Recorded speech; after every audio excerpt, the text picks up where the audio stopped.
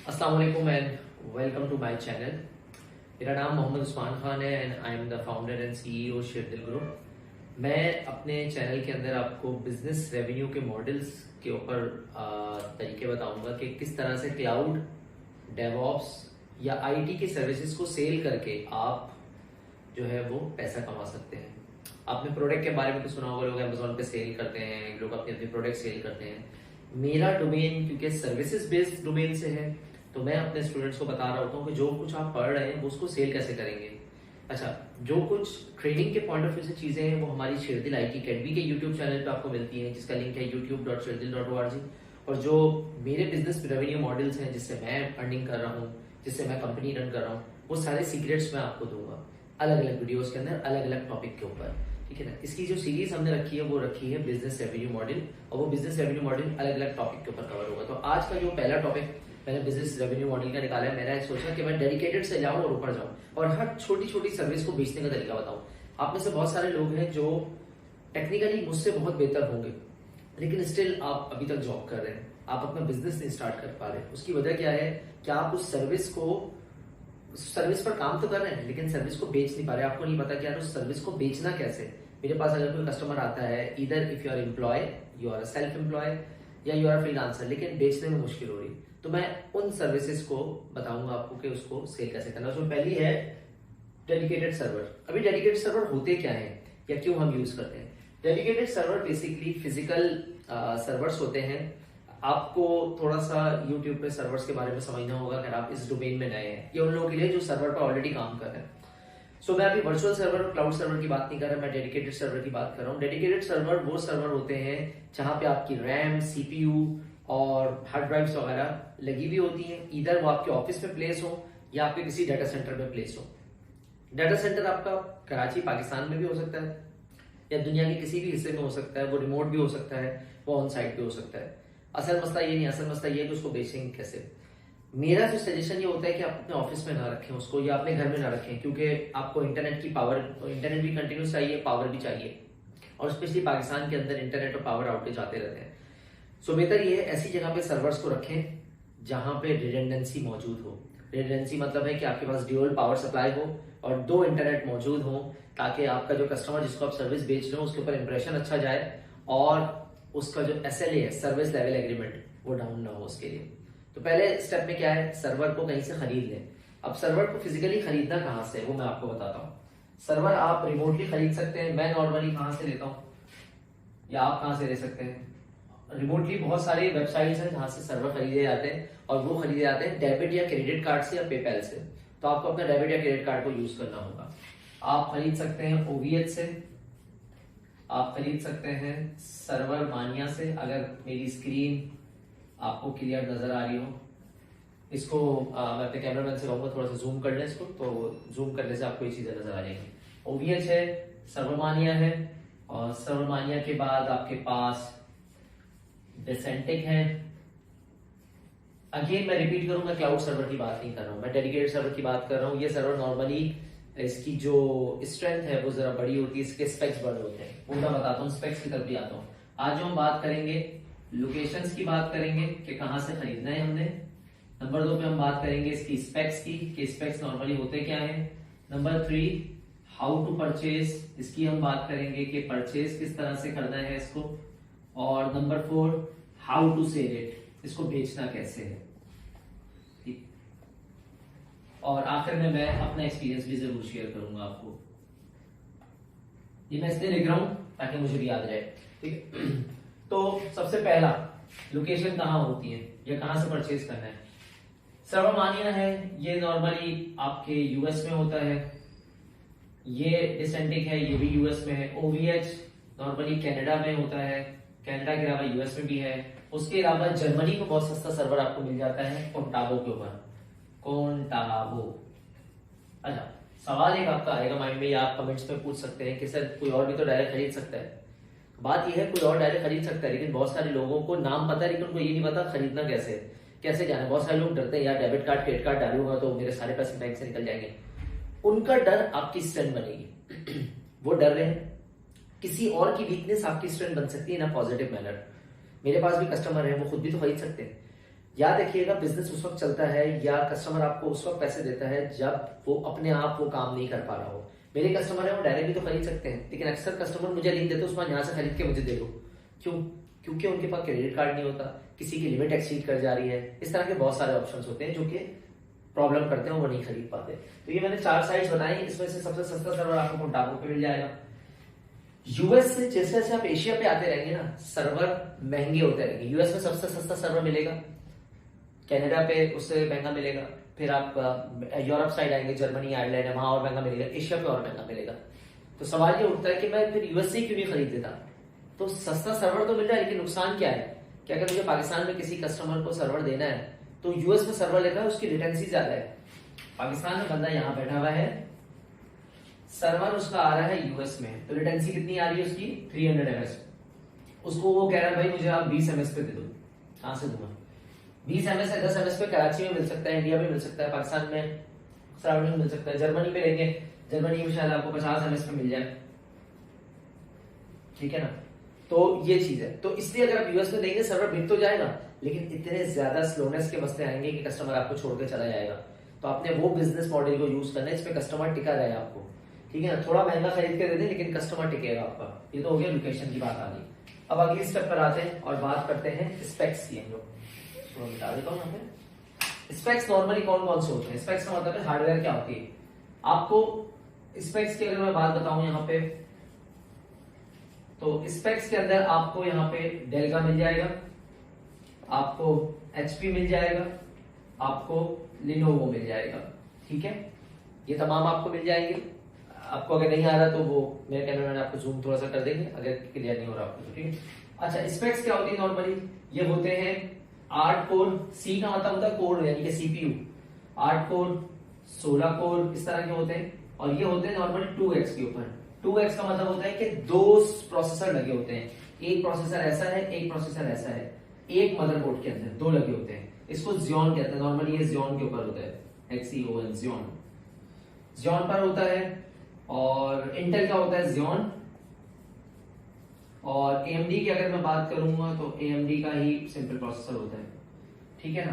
तो AMD का इतना यूज होता है, इंटेल का ज़ियोन होता है। 2 का मतलब ये है कि अगर 8 कोर है इसमें तो 16 थ्रेड्स होंगे। 16 थ्रेड का मतलब है कि प्रोसेसर आधे हो जाएंगे वर्चुअली। तो अगर 8 कोर है तो 16 थ्रेड होंगे। इसका तरीका क्या है पढ़ने का? इसका बहुत आसान तरीका है कि जो भी प्रोसेसर आप ले रहे हो उस प्रोसेसर का आप बेंचमार्क पढ़ ले जाके। बेंचमार्क ये बहुत जरूरी है, आंखें बंद करके नहीं खरीदना है। आपने रिक्वायरमेंट समझिए पहले कस्टमर की, उसको चाहिए क्या है, फिर मैं आगे आपको बताऊंगा कि आप फिजिकल टू वर्चुअल कैसे कर सकते हैं। ये भी मैं इसी वीडियो में आपको इंशाल्लाह बता दूंगा, क्योंकि मेरा आज का टॉपिक है डेडिकेटेड सर्वर। तो आपने 16 कोर, 8 कोर है तो 16 थ्रेड हो गए, यानी कि उसमें 8 कोर के अंदर 16 छोटे छोटे प्रोसेसर्स हैं। लेकिन पता ऐसे लगेगा कितनी रैम सपोर्ट करते हैं, क्योंकि याद रखिएगा सीपीयू से ही रैम सपोर्ट होती है। आप ये नहीं कर सकते कि 8 कोर के प्रोसेसर में आप 200, 400, 600 जीबी रैम लगा दे, नहीं। उसकी एक लिमिट है, उस लिमिट को आपने समझना है। उस लिमिट को समझने के लिए आपको इसका बेंचमार्क पढ़ना पड़ेगा। तो आप जाएं, आप जाके इस प्रोसेसर को जो नंबर होता है, मिसाल के तौर पे मैं लिखूं 2950 नंबर है इंटेल के प्रोसेसर का, आप लिखें 2950 इंटेल आर्क लिख देंगे आप, तो आपको गूगल के ऊपर इसकी डाटा शीट मिल जाएगी। उस डाटा शीट में लिखा होगा कौन कौन सा मदरबोर्ड सपोर्ट करता है, कौन सा डेल का मॉडल सपोर्ट करता है। डेल में भी टी और आर सीरीज आती हैं। टी सीरीज का मतलब होता है जो कि स्टैंड अलोन, मतलब खड़ा होता है, बिल्कुल टेबल पे या कहीं रैक पर रखते हैं। और आर सीरीज का मतलब होता है रैक माउंट, जो रैक माउंट आप उसके ऊपर सेट करते हैं। आपके जो भी रैक्स लगे होते हैं उनके ऊपर मल्टीपल रैक्स सेट कर सकते हैं, तो वो रैक माउंट होते हैं आपके, ठीक है। एचपी के अंदर आपके पास प्रोलिएंट सर्वर्स आते हैं, ठीक है। तो रिमोटली इनको एक्सेस भी कर सकते हैं, लेकिन सबसे पहले है कि कौन सा खरीदना है। तो आप जब इन साइट्स पे जाएंगे तो आपको नजर आ रहे होंगे पैकेजेस, 8 कोर के साथ 16 जीबी रैम है, 32 जीबी रैम है, इस तरह से। तो इसकी प्रोसेसर को चेक करने का ये तरीका है। अब मैं और नीचे आता हूँ इसके, और नीचे आके मैं इसको और आसान करके आपको बताता हूँ कि 8 कोर के साथ आपके पास ये आ गया, उसके साथ आप लेंगे 16 जीबी रैम, लेट्स से ये 32 जीबी रैम। उसके नीचे रैम के बाद अगला ऑप्शन आएगा स्टोरेज का। स्टोरेज आएगा जी 1 टेराबाइट। अब 1 टेराबाइट के बाद अगर रेड लिखा हो जी, ये रेड 1 है, तो आप समझ जाए 2 टेराबाइट है। तो इसके लिए आपको रेड समझना जरूरी है। रेड 1 होता है मिरर, ना 2 से कम ना 2 से ज्यादा। ये रेड बनता है, रेड 1 बनता है उसके लिए जहां पे ऑपरेटिंग सिस्टम काम करते हैं। रेड 0 बनता है स्पैन के लिए, तो आप रेड पढ़ ले जाके, रेड 0 क्या है, 1 क्या है, 2 क्या है, 3 4 5 10, ये सारा पढ़ना पड़ेगा। नॉर्मली हम रेड 1 लेते हैं ताकि रिडंडेंसी रहे। रेड का फुल फॉर्म है redundant array of independent disk. I repeat, redundant array of independent disk. ठीक है, मैं यहां लिख भी देता हूं, redundant array of independent disc.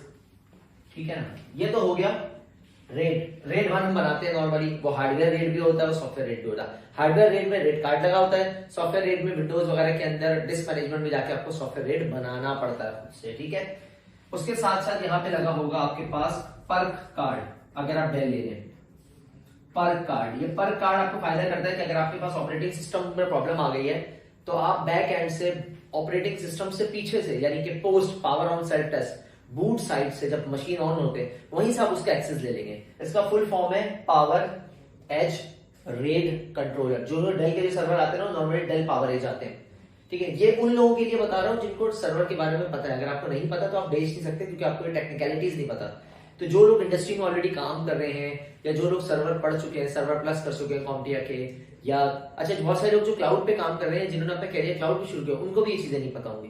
कि वो लोग हैं जो लेजेसी से आ रहे हैं, पीछे बैक एंड पे सर्वर्स वगैरह पे काम कर रहे हैं, IT head, IT manager, CIO, team leads, वो लोग जो पुराने लोग हैं उनके लिए दोबारा रिवीजन करा रहा हूं ताकि हम इस मौजू पे पहुंच सकें, रेवेन्यू मॉड्यूल के ऊपर। तो ये तो हो गया, आपने स्पेक सेलेक्ट कर ली। अब इसमें दो तरीके, या तो खरीद ले पहले से और फिर बेच दे, या कस्टमर आए तो फिर खरीद के बेच दे, ये आपके ऊपर है। ठीक है, तो मैं इसको मिटाता हूँ स्पेक्स को। स्पेक्स हो गया हमारा, लोकेशन खत्म हो गई, स्पेक्स खत्म हो गई हमारी।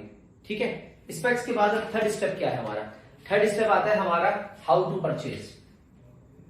हाउ परचेज, कैसे खरीदे हम लोग भाई? नंबर 1, इसके लिए आपको होना चाहिए क्रेडिट,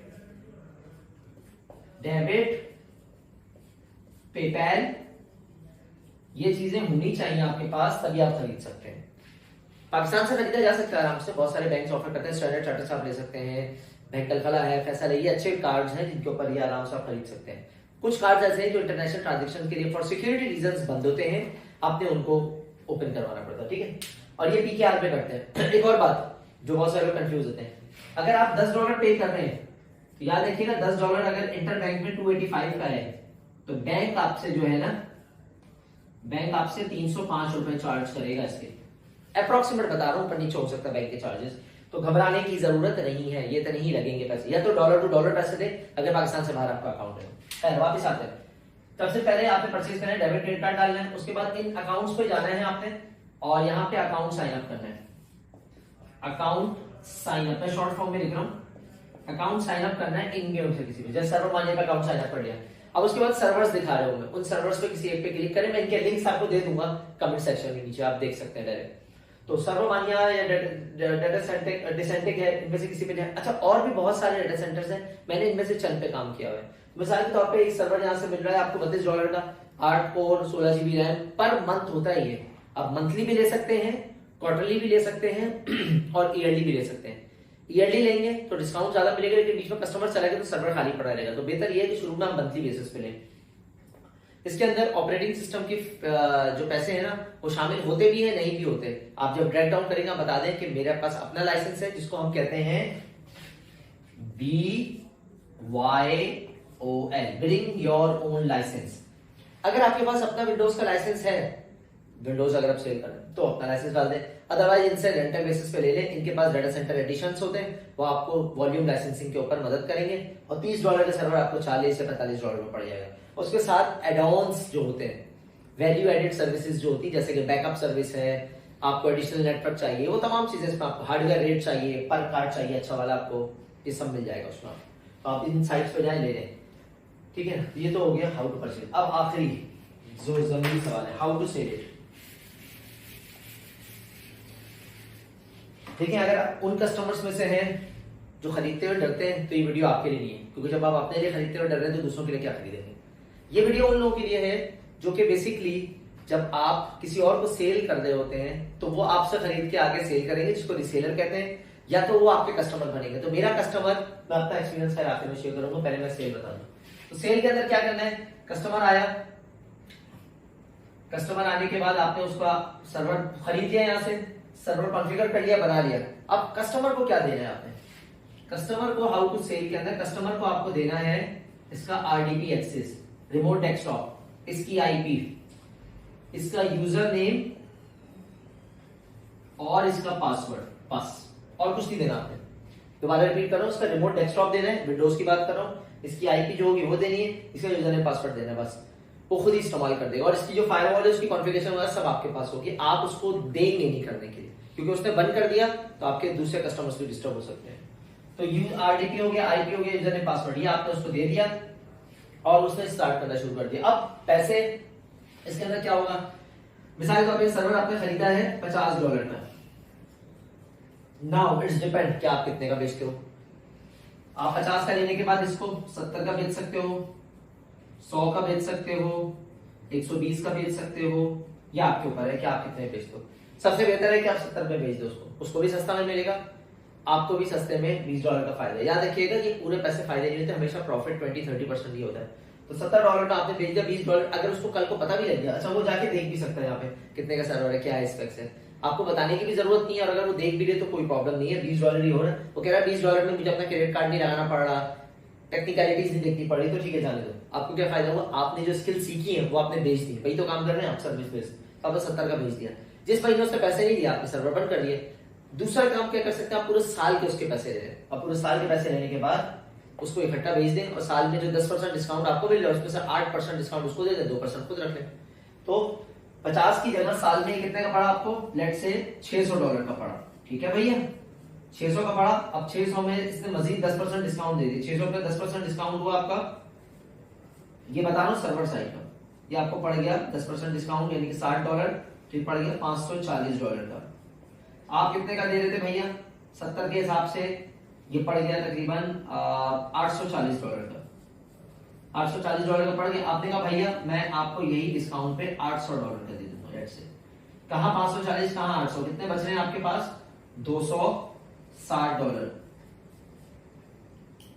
640 700, हाँ ये $260 आपने महीने साल में कमा लिए, यानी कि महीने में कितने कमाए आपने, महीने में तकरीबन आपने अप्रोक्सीमेट कोई 200 कोई $22 $23 कमाया। अब अगर $22 भी आपने महीने का कमाया, स्टार्टिंग में बता रहा हूँ बिल्कुल, $22 का मतलब है 22 बाई 44 66, तकरीबन आपने कोई 6,000 रुपए कमा लिए महीने के एक सर्वर के ऊपर। मैं इस लेवल तक आप लोगों को कैलकुलेट करके ले आया हूँ, ये एक सर्वर की बात कर रहा हूँ, इसमें प्रॉफिट आप बढ़ा सकते हैं, चीजें बढ़ाती है, एक कस्टमर है, जैसे और कस्टमर आएंगे आप उनको कर सकते हैं। दूसरा तरीका भी है इसको बेचने का, क्या आपने जब परचेज किया, परचेज करने का इसको वीएम बना दे, इसमें ये वाला ऑप्शन डाल देना P2V, यानी कि आपने 32 GB का सर्वर खरीदा, उसमें छोटी छोटी वीएम्स बना दी, और आपने खरीदा कितने का, $50 का खरीदा, आपने हर छोटा छोटा सर्वर, इस 50 के अंदर आपने कितने सर्वर बना लिए, लेट्स से 5 सर्वर बना लिया आपने छोटे छोटे। अब ये 5 सर्वर को ओवरऑल को एक सर्वर कितने में बेचते हो आप, 70 में, 5 सर्वर अगर आप 20 में भी बेचते हो, $20 का एक सर्वर बेचते हो, कितने हो गए, $100 हो गए, 50 का 100 बना लिया आपने। ये है गेम सारा, डिपेंड करता है। लेकिन अगर कस्टमर को फुली बड़ा सर्वर चाहिए तो फिर आपको डेडिकेटेड देना पड़ेगा। तो ये वर्चुअल का थोड़ा सा मैं बता रहा था कि वर्चुअल को डेडिकेटेड को ही वर्चुअल बनाया जाता है, बट स्टिल ये क्लाउड नहीं है। यहाँ पे आपको आईपी ज्यादा खरीदनी पड़ेगी, आपको /29 का पूल लेना पड़ेगा, किससे, सर्वर वालों से, जिसका मतलब है अगर आपको 5 आईपीज मिलेंगी, तो 5 आईपीज मिलेगी तो 5 अलग अलग सर्वर्स पे आप लगाकर सेल कर सकते हो। अब आखिर में आता है मेरा एक्सपीरियंस। मेरा एक्सपीरियंस क्या था, मैंने एक कस्टमर को 2014 की बात है, मैंने एक कस्टमर के लिए सर्वर खरीदा था, मेरा ख्याल है शायद आई थिंक $60 का लिया था मैंने उस जमाने में। मैं यहाँ बताता हूँ,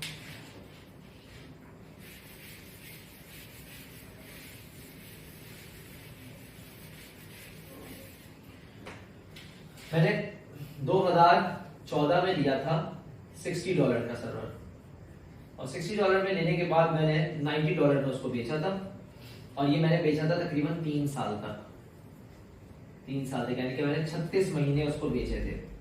तो पर मंथ मुझे मिला था $30, तो 36 का 3 निकालते कितना हुआ, तकरीबन 12 × 36 360, 350, 700, 1050, $1080 मैंने कमाए 3 साल में।